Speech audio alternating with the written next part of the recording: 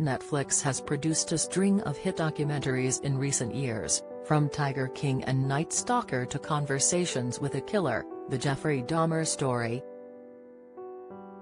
The Good Nurse, starring Eddie Redmayne and Jessica Chastain, came out in September, telling the true twisted story of a nurse's killer secret.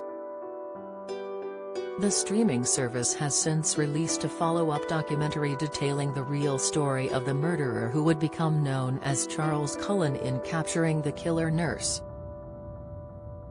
Warning: this article contains spoilers from Capturing the Killer Nurse. Former nurse Charles Cullen's official murder count is 29 patients, although he confessed to 40 deaths. But as he worked in the profession over a 15-year time span at various medical centers in New Jersey and Pennsylvania, he could have killed up to 400 people. The trailer for the docuseries explains that he was able to operate undetected as there were no witnesses and no hard evidence to prove his crimes. The truth only came out after his colleague Amy Loughran walked in on him murdering one of his patients and was subsequently arrested in 2003. Outlander's Sam Heughan opens up on body image struggles 3 years later, and Cullen was sentenced to 11 consecutive life sentences, meaning he wouldn't be eligible for parole until 2388. Capturing the Killer Nurse is going to feature interviews with officers dealing with the case, as well as footage of Cullen during police interviews and talks with families of the victims. His first murders took place in the wards of St. Barnabas, where he administered a fatal drug via an IV drip to a patient and a deadly dose of insulin to another. When the police started questioning contaminated 4 bags, Cullen left and took on a job at Warren Hospital, Phillipsburg.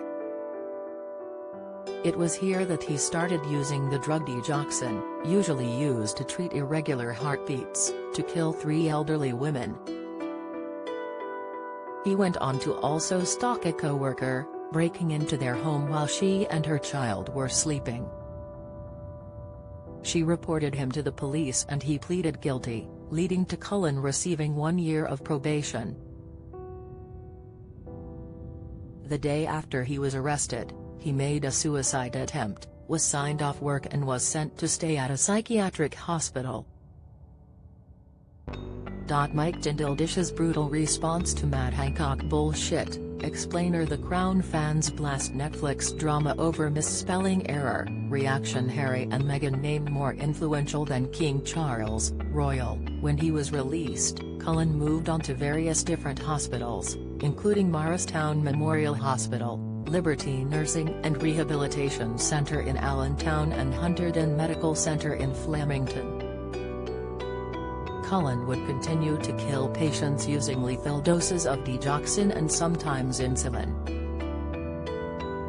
There had been issues raised with him, but there was no cross-referencing database of medical staff who moved between hospitals existed.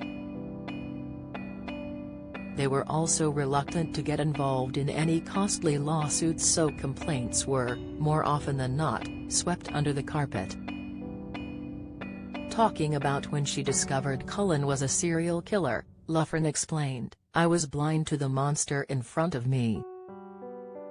No one makes a leap from questioning a medical decision to, maybe he's trying to harm the patient.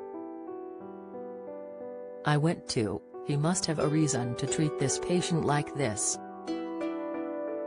When I realized that he murdered them, my guilt was off the charts." Capturing the Killer Nurse is available to watch on Netflix.